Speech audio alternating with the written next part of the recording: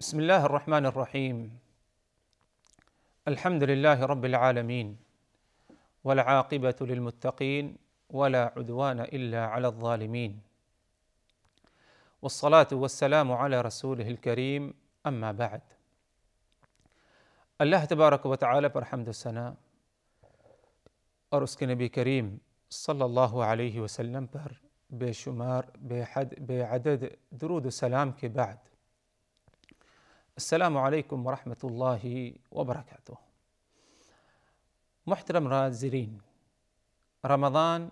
اور قرآن کے نام سے ہمارا یہ سلسلے وار پروگرام، اور اس پروگرام کی آج کی اس آخری نشست میں ہم آپ کی خدمت میں حاضر ہیں۔ آج کی اس ملاقات میں ہماری گفتگو جس موضوع پر ہوگی وہ عید الفطر سے متعلق ہوگی۔ عید الفطر مسلمانوں کے خوشی کے جو 2 دن مقرر کیے گئے ہیں، عید الفطر ان میں سے ایک ہے اور دوسرا عید الاضحیٰ ہے۔ عید الفطر رمضان کے ختم ہونے پر جو اگلا مہینہ آتا ہے شوال کی پہلی تاریخ، یہ عید کا دن ہوتا ہے، خوشی کا دن اللہ تبارک و تعالی نے ہم اہل اسلام کے لیے کیا ہے مقرر فرما دیا ہے۔ عید کا دن ایک ایسا دن ہے کہ جس کا ذکر اللہ تبارک و تعالی نے قرآن مجید میں فرمایا۔ عید کا دن ایک ایسا دن ہے کہ جس دن روزے دار مسلمان اللہ تبارک و تعالی کا کیا ہے شکر ادا کرتے ہیں، اور عید والے دن اللہ تبارک و تعالی نے کھانے پینے کے لیے اور جائز کھیل کے لیے اور جائز قسم کے جو لہو لعب ہے ان کے لیے اللہ تبارک و تعالی نے اس دن کو مخصوص کیا ہے۔ اسی لیے عید الفطر والے دن روزہ رکھنا، اس سے رسول اللہ صلی اللہ علیہ وسلم نے منع فرمایا، بلکہ اہل علم کا اس بات پر اتفاق ہے اور اس بات پر اجماع ہے کہ عیدین، چاہے عید الفطر ہو یا عید الاضحیٰ ہو، ان دونوں دن روزہ نہ رکھا جائے، ان دونوں دن روزہ رکھنا ممنوع ہے، ان دونوں دن روزہ رکھنا منع ہے، کیونکہ اللہ تبارک و تعالی نے ان دونوں دنوں کو ایام اکل و شرب قرار دیا ہے کہ یہ 2 دن عیدین کے، چاہے عید الفطر ہو یا عید الاضحیٰ، یہ کھانے پینے والے دن ہیں، تو اس دن روزہ نہ رکھے، بھوکا پیاسا رہ کر نہ وقت گزارے، بلکہ کھائے پیے اور کھانے پینے کے ذریعے اس دن کو عید کیا ہے منائیں۔ عید کا دن، اس دن کی ابتدا یا عید کی جو شروعات ہے، اگر دیکھا جائے تو وہ چاند نظر آنے پر ہے۔ 29 رمضان کو جب دن ختم ہوا، سورج ڈوبا، سورج ڈوبنے کے بعد اگر چاند نظر آ جائے تو اب اگلا دن جو ہے وہ عید کا ہے۔ چاند نظر آنے کے بعد یہ رات عید کی رات شمار ہوگی، اور دن نکلنے کے بعد وہ عید کا دن شمار ہوگا۔ اور اگر چاند نظر نہ آئے، مسلمانوں نے کوشش کی، اس کے باوجود چاند نظر نہیں آیا، یا موسم کی خرابی کی بنا پر چاند نظر نہیں آیا، تو اب اگلا دن رمضان کا 30 رمضان شمار ہوگا، اور 30واں رمضان شمار ہوگا، اور اس دن روزہ رکھیں گے۔ جیسے ہی رمضان کا 30 دن مکمل ہوتا ہے، اب اس کے بعد جو دن آئے گا وہ شوال کی پہلی تاریخ ہوگی، اور وہ عید الفطر کا کیا ہے دن ہوگا۔ تو اسی لیے عید الفطر کے آتے ہی، چاہے وہ چاند دکھنے کے بعد شروع ہو یا 30 رمضان پورے ہونے کے بعد عید آئے، عید آتے ہی تکبیرات کا اہتمام کیا جائے۔ اور یہ تکبیرات کا اہتمام جیسے ہی رمضان کا آخری دن ختم ہوتا ہے، اور آخری دن ختم ہونے کا سورج ڈوبنا، سورج ڈوب گیا، افطار کر لی ہم نے، اب افطار کے بعد سے اگر یہ معلوم ہو گیا کہ چاند دکھائی پڑ گیا یا وہ رمضان کا 30واں دن تھا،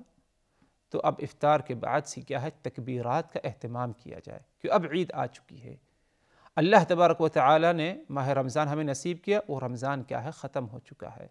اب ادھر کیا ہے، ہمیں تکبیرات کا اہتمام کرنا ہے۔ تکبیرات کا اہتمام کب تک کرنا ہے؟ تکبیرات کا اہتمام ہمیں نماز عید تک کرنا ہے۔ نماز عید کے لیے جیسے امام کھڑا ہو اور نماز عید کے لیے تکبیر کہنے کے لیے جماعت کے ساتھ سب کھڑے ہو جائیں، اس جگہ پر اور اس وقت کیا ہے، تکبیرات کو کیا ہے، روک دینا ہے۔ اب اس کے بعد تکبیرات کہنے کی کیا ہے، ضرورت نہیں۔ ہاں اگر عید الاضحیٰ کا موقع ہے تو ادھر کیا ہے، ایک مختلف حکم ہے کہ ہاں عید والے دن باقی جو ایام تشریق ہے، ایام تشریق میں بھی کیا ہے، تکبیرات کا اہتمام کیا جائے، لیکن عید الفطر نماز عید تک تکبیرات کا ہمیں اہتمام کرنا ہے۔ اور تکبیرات کا اہتمام کرنے کا فلسفہ کیا، کیوں حکم دیا گیا؟ کیونکہ تکبیرات کے ذریعے اللہ تبارک و تعالیٰ کا ذکر، اللہ تبارک و تعالیٰ کو یاد کیا جاتا ہے، اور اس بہترین موقع پر اللہ ہی تبارک و تعالیٰ کو یاد کیا جائے، کسی اور کو نہیں۔ یہ بہترین موقع اس لیے کیونکہ اللہ نے ہمیں رمضان کا مکمل مہینہ نصیب کیا۔ یہ ایک مکمل مہینہ نصیب ہونا یہ ایک بہترین نعمت تھی، اور ایک بہت ہی اہم اور ایک بہت ہی بڑی نعمت، ایک بڑا احسان اللہ تبارک و تعالیٰ کی طرف سے ہم پر تھا۔ ہمیں یہ نعمت بڑی حاصل ہوئی، نعمت پوری ہوئی، رمضان ختم ہوا، اب بطور شکر گزاری کے اللہ تبارک و تعالیٰ کے لیے تکبیرات کہی جائے، اللہ اکبر لا الہ الا اللہ، اللہ اکبر وللہ الحمد۔ ان تکبیرات کا اہتمام کرنا، اس کا حکم اللہ تبارک و تعالیٰ نے قرآن مجید میں دیا اور فرمایا وَلِتُكْمِلُوا الْعِدَّةَ وَلِتُكَبِّرُوا اللَّهَ عَلَى مَا هَدَاكُمْ وَلَعَلَّكُمْ تَشْكُرُونَ، کہ رمضان کا مہینہ تمہیں جو نصیب کیا گیا اس لیے تاکہ تم رمضان کے جو گنتی کے دن ہیں ان دنوں کو تم کیا ہے، مکمل کرو۔ وَلِتُكَبِّرُوا اللَّهَ عَلَى مَا هَدَاكُمْ، اور رمضان مکمل ہوتے ہی تم اللہ تبارک و تعالیٰ کی تکبیر بیان کرو۔ تکبیر کس بات پر؟ فرمایا اللہ تبارک و تعالیٰ نے علی ما ہداکم، تکبیر اس بات پر کہ اللہ تبارک و تعالیٰ نے تمہیں جو ہدایت دی، تمہیں جو توفیق دی کہ تمہیں ماہ رمضان حاصل ہوا، رمضان میں تم نے عبادات کی، اس پر اللہ تبارک و تعالیٰ کے لیے کیا ہے، تکبیرات بیان کرو۔ وَلَعَلَّكُمْ تَشْكُرُونَ، تاکہ تم اللہ تبارک و تعالیٰ کا شکریہ بھی ادا کرو، خوشی مناؤ، تکبیر کا اہتمام کرو، اللہ کو یاد کرو، اس کے ذریعے اللہ تبارک و تعالیٰ کا کیا ہے، شکر ادا ہوتا ہے۔ عید والے دن یعنی نماز فجر کے بعد، سورج نکلنے کے بعد، اور سورج ایک نیزہ جب اوپر آ جائے، ایک نیزے کی مقدار، اس کے بعد کیا ہے، نماز عید کا وقت شروع ہوتا ہے۔ اور نماز عید ادا کرنا بعض اہل علم کے اقوال کے روشنی میں، جیسے کہ امام ابو حنیفہ رحمہ اللہ اور دیگر اہل علم ہیں، شیخ الاسلام ابن تیمیہ وغیرہ، ان کا کہنا یہ ہے کہ نماز عید کی ادائیگی واجب ہے۔ مطلب یہ کہ اگر کوئی شخص نماز عید ادا نہ کرے تو وہ گنہگار ہوگا، الا کہ اگر کوئی مجبوری پیش آ جائے، ایسی مجبوری کہ وہ نماز عید ادا کرنے کے لیے مسلمانوں کے ساتھ مسجد میں یا عیدگاہ میں حاضر نہیں ہو پاتا، تو یہ ایک مجبوری ہے، اس میں کوئی حرج نہیں۔ ورنہ اگر کوئی مجبوری نہیں تو ایسی حالت میں پوری کوشش رہے کہ نماز عید کے لیے عیدگاہ یا اگر مسجد میں ادا ہو رہی ہے اس مقام پر ہم ضرور حاضر ہوں اور مسلمانوں کے ساتھ شامل ہو کر کے ہم عید کی نماز کیا ہے، ادا کریں۔ تو نماز عید کی ادائیگی یہ واجب ہے ہر مسلمان پر، جو کہ مکلف ہے، بالغ ہے اور عاقل ہے۔ نماز عید کی ادائیگی کے بعد باقی جو دن ہے وہ دن کھا پی کر کے کیا ہے گزارے، اس دن کیا ہے روزہ رکھنا منع ہے، جیسے کہ بتایا گیا ہے۔ نماز عید سے متعلق چند احکام ہیں۔ نمبر 1، نماز عید کے لیے جب بندہ نکلے تو کچھ کھا پی کر کے نکلے۔ نبی پاک صلی اللہ علیہ وسلم کی سنت تھی، آپ کا معمول تھا کہ عید الفطر والے دن جب آپ صلی اللہ علیہ وسلم نماز عید کے لیے نکلتے تو گھر سے کھجور کھا کر کے نکلا کرتے تھے۔ تو اگر کھجور میسر ہے، جو کہ انشاءاللہ میسر ہوگی ہی، کیونکہ رمضان میں کھجوروں کا اہتمام ہوتا ہے افطار وغیرہ میں، سحری میں بھی، تو کھجور کھا لے۔ اور اگر کھجور میسر نہیں یا کھجور کھانے کا من نہیں تو کچھ بھی کھا پی لے، پانی ہے، شربت ہے، یا کوئی اور چیز کھانا پینا چاہتا ہے، ناشتہ کرنا چاہتا ہے کر لے، اس میں کوئی مذائقہ، کوئی حرج نہیں۔ ہاں اتنا ضرور ہے کہ بغیر کچھ کھائے پیے جانا اس سے گناہ تو نہیں، لیکن یہ ہے کہ نبی کی ایک سنت ترک ہو جائے گی، اور کیا پتہ کس سنت میں ہماری کیا ہے، یعنی اس سنت پر عمل کے ذریعے ہمیں کیا ہے کامیابی حاصل ہو۔ تو کوشش رہے کہ کچھ نہ کچھ کھا پی کر کے ہم جائیں۔ نماز عید کے لیے جب نکلے بندہ تو بہتر یہ ہے کہ صفائی ستھرائی، زیب و زینت کو کیا ہے اختیار کرے۔ صفائی ستھرائی سے مراد کہ بدن میں کوئی بدبو، میل کچیل، مہک وغیرہ نہ پائی جائے۔ اس کے لیے اگر غسل کرنا چاہتا ہے تو بہتر ہوگا غسل کر لے، اور اسی طرح اس دن زیب و زینت کے ساتھ نماز عید کے لیے نکلے۔ زیب و زینت یہ کہ بن سور کر کے، اچھے عمدہ کپڑا پہن کر کے، وہ کپڑے جن کپڑوں کو پہن کر عید والے دن آپ اپنے دوست احباب کے درمیان جانا چاہتے ہیں۔ کیونکہ بعض دفعہ لوگ یعنی عید کی نماز کے لیے ایک کپڑا پہنتے ہیں، پھر جب گھر لوٹ کر کے جاتے ہیں دوبارہ پھر کیا ہے ان کی تیاری ہوتی ہے دوست احباب سے عید ملاقات کے لیے،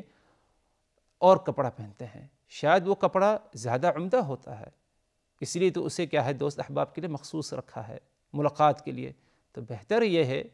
کہ جو ہمارا پروردگار اللہ تبارک و تعالیٰ کی ذات ہے وہ سب سے زیادہ حقدار ہے کہ ہمارے نزدیک، ہمارے نگاہوں میں جو سب سے زیادہ اچھا عمدہ کپڑا ہو،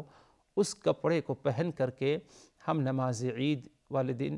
نماز عید کے لیے ہم عیدگاہ میں کیا ہے حاضر ہوں۔ تو بننا سورنا اور اسی طرح عمدہ کپڑا پہن کر کے، زیب و زینت اختیار کر کے مسجد میں عید کی یا عیدگاہ میں عید کی نماز ادا کرنے کے لیے کیا ہے حاضر ہوں۔ البتہ اتنا ضرور ہے کہ عورتیں، ان کو بھی نماز عید کے لیے حاضر ہونا ہے۔ رسول اللہ صلی اللہ علیہ وسلم سے پوچھا گیا کہ یا رسول اللہ، ہم میں کچھ عورتیں ایسی ہیں جن کے پاس چادر نہیں پردہ کرنے کے لیے، تو آپ نے کہا کہ اگر اس کی کوئی سہیلی ہے، کوئی دوست ہے جس کی چادر بڑی ہو تو ایک چادر میں 2 لوگ شامل ہو کر کے نماز عید کے لیے ضرور حاضر ہوں۔ تو اتنی تاکید آپ صلی اللہ علیہ وسلم نے عورتوں کو بھی کی ہے، یہاں تک کہ وہ عورتیں جو اپنے مخصوص ایام سے ہیں ان کے بارے میں بھی آتا ہے کہ وہ بھی عیدگاہ ضرور حاضر ہوں۔ یہ ضرور ہے کہ وہ نماز تو نہیں پڑھ سکتی، نماز پڑھنے سے منع ہے عورت کو اپنے مخصوص ایام میں، لیکن اتنا ضرور ہے کہ اس دن مسلمانوں پر اللہ تبارک و تعالیٰ کی طرف سے جو رحمتیں نازل ہوتی ہیں، برکتیں نازل ہوتی ہیں، وہ بھی ان برکتوں کو حاصل کرنا اور ان رحمتوں کو حاصل کرنے میں کیا ہے شامل رہیں۔ مسلمان جو دعا کرتے ہیں اس دعا پر آمین کہیں، اور وہ خیر و فضیلت کیا ہے عورت کو کیا ہے حاصل ہو۔ تو ہر حال میں چاہیے کہ عورت کو بھی چاہیے کہ نماز عید کے لیے حاضر ہو۔ ہاں اتنا ضرور ہے کہ اچھے کپڑے پہنیں، صفائی ستھرائی، زیب و زینت اختیار کرے، لیکن جب اپنے گھر سے نکلے تو اپنی زینت کو چھپائے، اس کو ظاہر نہ کرے، کیونکہ اگر عورت اپنی زینت کو نہ چھپائے تو کشش پائی جاتی ہے۔ مرد حضرات یعنی نہ چاہتے ہوئے بھی بعض دفعہ کیا ہے نگاہ پڑ جاتی ہے، اور جانتے ہیں کہ یعنی شیطان ہر ایک کے ساتھ لگا رہتا ہے۔ تو اولاً تو مردوں کو چاہیے کہ اس دن اپنی نگاہوں کی خاص طور پر کیا ہے حفاظت کریں، اور اسی طرح عورتوں کو بھی چاہیے اس دن بالخصوص کہ کوئی ایسی زیب و زینت یعنی نہ ظاہر ہو جس سے کیا ہے یعنی مرد حضرات کی اس پر کیا ہے نظر پڑے۔ نماز عید کے لیے جس راستے سے ہم آئیں، لوٹتے وقت راستہ ہم بدل کر کے جائیں یا راستے کا کچھ حصہ ہم بدلیں، یہ بھی ممکن ہے، یہ ایک سنت عمل ہے۔ جیسے کہ رسول اللہ صلی اللہ علیہ وسلم سے مروی ہے کہ آپ صلی اللہ علیہ وسلم عید والے دن خالف الطریق، راستہ بدل کر کیا ہے آپ اپنے گھر لوٹا کرتے تھے۔ تو یہ ایک کوشش رہے کہ اس پر عمل ہو، اور اگر عمل نہیں ہو سکتا ایک ہی راستہ ہے تو راستے کا کچھ حصہ بدل لیا جائے، یا راستے کے جس جانب سے ہم گئے ہیں اس جانب سے نہ آئیں بلکہ کسی اور جانب سے کیا ہے لوٹ کر کے آئیں۔ یہ بھی نبی پاک صلی اللہ علیہ وسلم کی سنت ہے۔ نماز عید ادا کرنا اس کے لیے بہتر ہے کہ عیدگاہ میں حاضر ہو کر کے عید کی نماز ادا کریں، یہی سنت ہے۔ لیکن اگر عیدگاہ دور ہے، ادھر تک پہنچنا مشکل ہے، بھیڑ بھاڑ کا ماحول ہے، جگہ نہیں مل سکتی، تو ایسی حالت میں اگر مسجدوں میں نماز عید ادا کی جائے کوئی حرج نہیں، اور اسی طرح اگر موسم کی خرابی ہے مسجد میں ادا کریں تو اس میں بھی کوئی حرج نہیں، ورنہ اصل یہی ہے حکم کہ نماز عید کھلے میدان عیدگاہ میں کیا ہے ادا کی جائے۔ عید والے دن اگر دیکھا جائے محترم ناظرین، دوست احباب کے ساتھ رابطہ کرنا، اپنے رشتہ داروں کو دوستوں کو اپنے گھر بلانا یا ان تک چل کر کے جانا عید ملاقات کے لیے، یہ ایک اہم عمل ہے۔ اور ایک دوسرے سے ملاقات کرتے وقت تقبل اللہ منا ومنکم کہا جائے کہ اے اللہ تبارک و تعالی تو ہم سے بھی اور ان سے بھی قبول فرما لے۔ کیا قبول فرما لے؟